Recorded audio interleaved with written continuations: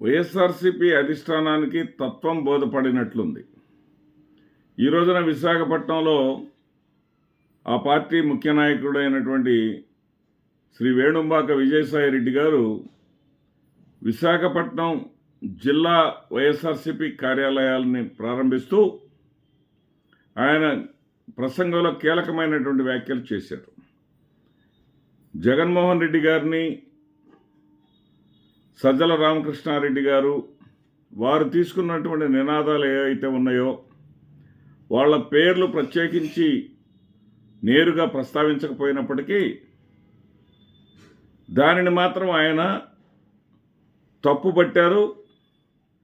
వాళ్ళ యొక్క వ్యవహార శైలిలో మనం నష్టపోయామనేటటువంటి భావాన్ని ఆయన చెప్పకనే చెప్పారు. ఆయన ఏమన్నారంటే, ఇక్కడ మనం గుర్తుపెట్టుకోవాల్సినటువంటి అంశం, సాధారణ ఎన్నికలకు 14 నెలల ముందుగానే మరి ఎమ్మెల్సీ ఎన్నికలు జరిగితే, గ్రాడ్యుయేట్ ఎమ్మెల్సీ ఎన్నికలు జరిగితే సజ్జల రామకృష్ణారెడ్డి గారు మా ఓటర్లు వారు కాదు, మా ఓటర్లు వేరే ఉన్నారు అన్న అర్థంలో మాట్లాడారు. అదేవిధంగా జగన్మోహన్ రెడ్డి గారు ప్రత్యేకించి ఏ సదస్సుకి వెళ్ళినా కానీ సిద్ధం సదస్సుల్లో ప్రత్యేకించి కొన్ని వర్గాల వారిని నా నా నా అంటూ సంబోధించారు. అంటే మిగతా వర్గాల వాళ్ళ ఓట్లు మాకు అవసరం లేదు అన్నట్లుగా ఆయన ప్రవర్తించిన మాట యథార్థం. దానినే ఈరోజు విజయసాయిరెడ్డి గారు అన్నారు, పేదలు అనేవాళ్ళు అన్ని కులాలలోనూ ఉంటారు, ఇక్కడ ఉన్నది 2 కులాలు, ఒకటి ఉన్నవారు, 2 లేనివారు. ఉన్నతమైనటువంటి కులాల్లో కూడా పేదవాళ్ళు ఉంటారు. పేదవాళ్ళందరికీ కూడా సంక్షేమం జరిగేలాగా మనం చూసుకోవాలి. అదేవిధంగా మీరు అవసరం లేదు అనేటటువంటి భావాన్ని కానీ భావజాలాన్ని కానీ పొరపాటును కూడా ప్రజల్లోకి వెళ్ళనీయకూడదు. ఆ తప్పు మనం చేశాము, దానిని సరిచేసుకోవాల్సినటువంటి అవసరం ఉన్నది. కాబట్టి ఇకపై అందరూ కావాలి, ఏ ఒక్కరినో మనం దూరం చేసుకోవాల్సినటువంటి అవసరం లేదు. ఎన్నికల్లో, ప్రత్యక్ష ఎన్నికల్లో పోటీ చేసేటటువంటి ఏ నాయకుడికైనా సరే, తనతో సహా ఏ నాయకుడికైనా సరే, సమాజంలో ఉన్నటువంటి అన్ని కులాల వాళ్ళు, అన్ని వర్గాల వాళ్ళు, అన్ని మతాల వాళ్ళు సమానమే. అందరూ కావాలి, అందరినీ కూడా ఆకర్షించగలగాలి. అప్పుడు మాత్రమే ప్రత్యక్ష ఎన్నికల్లో మనం నిలబడగలుగుతామనేటటువంటి విషయాన్ని చెప్పారు. అంటే వైఎస్ఆర్సీపీ తన తప్పును తెలుసుకున్నటువంటి పరిస్థితి మనకి ఆయన వ్యాఖ్యల ద్వారా అర్థమవుతా ఉంది. ఇక రెండో ప్రధాన అంశం ఆయన చెప్పింది ఏంటంటే, ఏదైతే కార్యకర్తలు పూర్తి స్థాయిలో అసంతృప్తితో ఉన్నారు, అంటే కార్యకర్తల్లో అసంతృప్తిగా ఉన్నటువంటి విషయాన్ని ఆలస్యంగానైనటువంటి గుర్తించారు. ఆ కార్యకర్తల్లో అసంతృప్తి గూడు కట్టుకోవటానికి తనతో సహా అక్కడ ఉన్నటువంటి ప్రతి ఒక్క నాయకుడు కూడా కారణమేనని ఒప్పుకున్నాడు. ఎందుకంటే వీళ్ళ అపాయింట్మెంట్స్ దొరక్కే, ఇది జగన్మోహన్ రెడ్డి గారు కాదు, ఈ స్థాయి నాయకుల ఆ తర్వాత లేయర్లో ఉండేటువంటి నాయకుల యొక్క అపాయింట్మెంట్స్ దొరక్కే కార్యకర్తలు అష్టకష్టాలు పడినటువంటి పరిస్థితి, అవమానాలు పడినటువంటి పరిస్థితి, వాటిని కూడా టచ్ చేశారు విజయసాయిరెడ్డి గారు. మనం కొంచెం విజ్ఞతతోటి ప్రవర్తించలేదు, మానవీయ కోణం ప్రదర్శించలేదు, మనం కొన్ని తప్పులు చేశాం, కార్యకర్తలని ఇవ్వాల్సినటువంటి గౌరవం మనం ఇవ్వలేదు, వాళ్ళని దగ్గర తీసుకోవటంలో మనం విఫలమయ్యాము అనేటటువంటి విషయాన్ని అంగీకరించారు. అంటే ఆ కార్యకర్తల కోసం ఇకపై ఖచ్చితంగా నిలబడతాం, ఖచ్చితంగా వాళ్ళ కోసమే పనిచేస్తాం అనేటటువంటి అర్థం వచ్చే విధంగా ఆయన ప్రసంగం చేయటం జరిగింది. ఇది కూడా మంచి మార్పు అని చెప్పాలి. తర్వాత ఈవీఎంల మీద సందేహాలు మనకున్నాయి అనే మాటను అంటూనే, ఆ ఈవీఎంల మీద సందేహాలు ఉన్నాయి అనే దాన్ని మనం స్ట్రెస్ చేయకూడదు. ఎందుకంటే ఇప్పుడు ఈవీఎంల అడ్డు పెట్టుకొని అధికారంలోకి వచ్చిన వారు రేపు మటుకు రారని గ్యారంటీ ఏముంది అనేటటువంటి అర్థంలో చాలా స్పష్టంగా ఆయన మాట్లాడారు. ఆ అంశానికి మనం అంత ప్రాధాన్యత ఇవ్వాల్సినటువంటి పని లేదు. దానికి బదులుగా మనము పార్టీ నిర్మాణాన్ని చేసుకోవాల్సి ఉంది.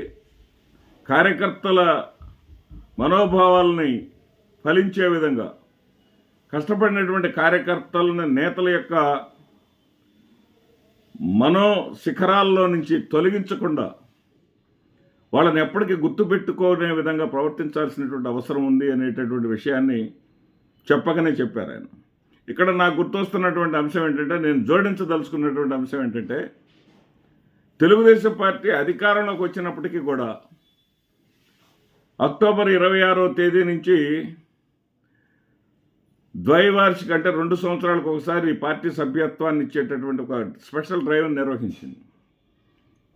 నిర్వహించి దాదాపు 70 లక్షల మందికి 73 లక్షలకు పైగా సభ్యత్వ నమోదు కార్యక్రమాలు చేసింది.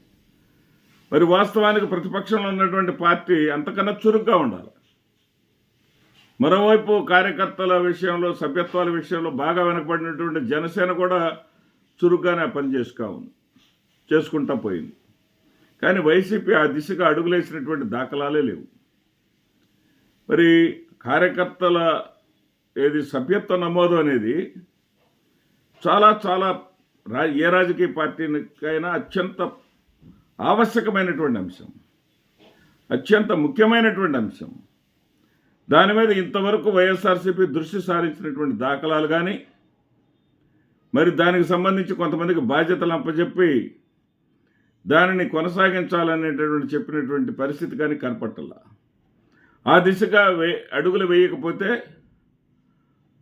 వైఎస్ఆర్సీపీ పార్టీ నిర్మాణం జరగకపోతే ఎక్కడ వేసిన గొంగళి అక్కడే ఉంటుంది తప్ప ఎలాంటి ఉపయోగం జరగదు అనేది నా వ్యక్తిగత అభిప్రాయం. తర్వాత జమిలి ఎన్నికల విషయం ప్రస్తావించారు విజయసాయిరెడ్డి గారు. ఆయన ఏమన్నారంటే 27 జూన్లో వస్తాయని చెప్పేసి అందరూ అంటా ఉన్నారు. నా ప్రిడిక్షన్ నిజం కావచ్చు, కాకపోవచ్చు. కానీ 27 జూన్లో కాకుండా సెప్టెంబర్లో ఖచ్చితంగా ఎన్నికలు వస్తాయి. అయితే చంద్రబాబు నాయుడు గారు నిన్నటి రోజునే అసలు జమిలీ లేదు, గిమిలీ లేదు, ఒక జమిలీ నిజమే, 1 నేషన్ 1 ఎలక్షన్ నిజమే, దానిని మనం 29గానే చూడాలి అని ప్రజలను మభ్యపెట్టేటటువంటి పనిలో ఆయన పడ్డాడు. ఏంటంటే ఇక్కడ జమిలీ అనేది జగన్మోహన్ రెడ్డికి జై పలికేటటువంటి అంశం, చంద్రబాబు నాయుడికి సంకటం కలిగించేటటువంటి అంశం. ఎందుకంటే కేంద్ర ప్రభుత్వం నిన్ననే 129వ రాజ్యాంగ సవరణ ద్వారా 1 నేషన్ 1 ఎలక్షన్ బిల్లును ప్రవేశపెట్టాలని పార్లమెంట్లో వాస్తవంగా అయితే ఈరోజు ప్రవేశపెట్టవలసింది. మరి ఎందుకన్నా బిజినెస్ లిస్ట్ నుంచి దాన్ని తొలగించారు. కానీ తొలగించినారు కాబట్టి దాన్ని ఆపేసినట్టుగా మనం భావించకూడదు. ఎందుకంటే ఇంకా రేపు శుక్రవారం దాకా పార్లమెంటు కొనసాగుతుంది. శని ఆదివారాలు కూడా పార్లమెంటు జరుగుతున్న విషయం మనం చూస్తూనే ఉన్నాం. వాళ్ళు ఖచ్చితంగా 1 నేషన్ 1 ఎలక్షన్ అనేటటువంటి బిల్లుని జోడిస్తారు. ఈ యొక్క పార్లమెంటు సమావేశాల్లోనే బిల్లు ప్రవేశపెడతారు. దాన్ని ఆచితూచి ఎందుకు అడుగులు వేస్తున్నారంటే దానికి సాధారణ మెజారిటీ సరిపోదు. రాజ్యాంగ సవరణ జరగాలి కాబట్టి 3/2 మెజారిటీ ఉండాలి కాబట్టి, అందరికీ ఆమోదయోగ్యంగా జరగాలి కాబట్టి ఆచితూచి అడుగులు వేస్తున్నారే తప్ప 1 నేషన్ 1 ఎలక్షన్ అనేటటువంటి విధానంలో వెనక్కిపోవడానికి మాత్రం కాదు. ఇక చంద్రబాబు నాయుడు గారు 29లోనే జరుగుతాయి జమిలీ ఎన్నికలు, అప్పుడు జమిలే జరుగుతాయి, 29లో జరుగుతాయి అనేది పచ్చి బూటకం, ప్రజల్ని తప్పుదారి పట్టించడం మాత్రమే. ఆయన ఆ విధమైనటువంటి ఆర్గ్యుమెంట్ చేయడానికి కారణం ఉంది, కారణం లేకపోలేదు. కారణం ఏంటంటే ఆయన సంక్షేమం ఏదైతే సూపర్ 6 చేస్తానన్నాడో అది డోపర్ అయిపోయింది. సూపర్ కాదు, అది బోగస్ అయిపోయింది, అంత డూప్ అయిపోయింది. అది నిజం కాదు. ఏ సంక్షేమ పథకాన్ని ఆయన అమలు చేయడు. సూపర్ 6లో లేనటువంటి పింఛన్లను మాత్రం అమలు చేస్తూ ఉన్నారు.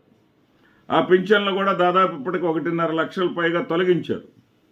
మరో 6 లక్షల పింఛన్లు తొలగించడానికి ప్రణాళికలు సిద్ధం చేసుకుంటా ఉన్నారు.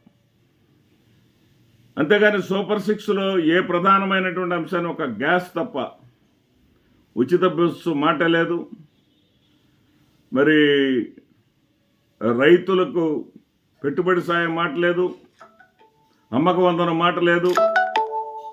ఇలాంటి చాలా వాటిని కనీసం టచ్ చేసేటటువంటి ధైర్యం కూడా వీళ్ళు చేయట్లా. జగన్మోహన్ రెడ్డి గారి లాగా సంక్షేమం మీదే ఆధారపడి ఆయనకి ఎన్నికలకు పోదలుచుకోలేదు చంద్రబాబు నాయుడు గారు. ఆయన డిఫరెంట్గా ఎన్నికలకు వెళ్ళదలుచుకున్నాడు. అంటే అభివృద్ధి అనేది మాటల్లోనే ఉంది, కానీ ఇంతవరకు చేతల్లో జరిగింది ఒక్కటి కూడా అదనంగా చంద్రబాబు నాయుడు గారు తెప్పించినటువంటి ఒక పరిశ్రమ కానీ ఒక అభివృద్ధి కానీ ఏమీ లేదు. జగన్మోహన్ రెడ్డి గారు హయాంలో వచ్చినటువంటి పరిశ్రమలను మళ్ళీ ప్రారంభోత్సవాలు చేశారు తప్ప ఈయన సొంతగా తెచ్చినటువంటి పరిశ్రమ ఒక్కటంటే ఒక్కటి లేదు ఈ 6.5 నెలల కాలంలో. కాబట్టి అభివృద్ధి జరగాలంటే అటు పోలవరం కానీ ఆయన ఏదైతే మాట ఇచ్చాడో అవన్నీ అభివృద్ధి జరగాలంటే కనీసం 5 ఏళ్ల వ్యవధి కావాలి. అభివృద్ధి అనేది కేవలం మాటల్లో అయ్యేటటువంటి ప్రక్రియ కాదు. నిధులు కావాలి, దానికి సంబంధించినటువంటి అనేక అంశాలు సానుకూలంగా ఉంటేనే అభివృద్ధి అనేది ఒక 5 ఏళ్ల పరిపాలన తర్వాత అభివృద్ధి కనపడుతుంది. కానీ ఇటు సంక్షేమం చేయకుండా అభివృద్ధిని 27 లోపు అభివృద్ధిని ఎట్టి పరిస్థితుల్లో చూయించలేడు. అందుకని 27 ఎన్నికలు కాదు 29లోనే ఎన్నికలు జరుగుతాయనేటటువంటి ఒక పేరాశను ఆయన పెట్టుకున్నారు. ఎందుకు జరగవని నేను చెప్తున్నానంటే 27లో బీహార్ ఎన్నికలు ఉన్నాయి, 28లో ఉత్తరప్రదేశ్ ఎన్నికలు ఉన్నాయి.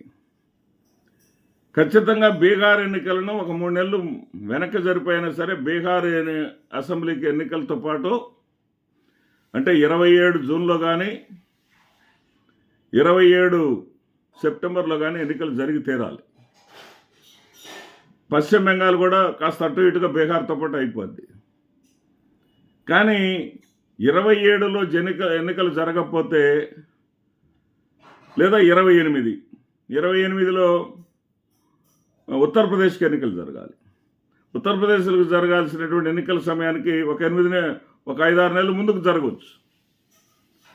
28 ప్రారంభంలో కానీ 27 సెప్టెంబర్లో కానీ ఖచ్చితంగా జమిలి ఎన్నికలు జరిగి తీరుతాయి. అలా జరగకుండా 29 జమిలి ఎన్నికలు అనేది జరిగే ప్రశ్నే లేదు. చంద్రబాబు నాయుడు చెప్పినటువంటి 29 జమిలి ఎన్నికలు జరిగే ప్రశ్నే లేదు. ఎందుకంటే పెద్ద రాష్ట్రాలు అయినటువంటి పశ్చిమ బెంగాల్ కానీ బీహార్ కానీ ఎన్నికలు జరిగే అప్పటికి 29 నాటికి ఎన్నికలు పూర్తయి 1.5 సంవత్సరమే అవుతుంది. ఉత్తరప్రదేశ్ అయితే కేవలం 1 సంవత్సరం మాత్రమే పూర్తయి ఉంటుంది. వాళ్ళెవరు కూడా మళ్ళీ ఎన్నికలకు సిద్ధం కారు. కాబట్టి జరిగితే 27 లేదా 27 జూన్ లేదా సెప్టెంబర్ లేదా 28 ఫిబ్రవరి మార్చి మాసాల్లో ఎన్నికలు జరిగి తీరుతాయి. వన్ నేషన్ అవ్వా కావాలి బువ్వా కావాలి అని చంద్రబాబు నాయుడు అనుకుంటే అది చెల్లదు. ఇక్కడ చంద్రబాబు నాయుడు గారు వాళ్ళ పార్టీ కార్యకర్తలకు ఈ సంకటమైనటువంటి పరిస్థితి గురించి వాళ్ళు ఆలోచించుకోకుండా, ఆ నేతలు ఆలోచించుకోకుండా వన్ నేషన్ వన్ ఎలక్షన్ వచ్చినా కానీ 29 వరకు నేను పరిస్థితిని తీసుకువెళతానని ఆయన చెప్పేటటువంటి మాట మరో పెద్ద బోటకమే తప్ప వాస్తవం కాదు. నమస్తే.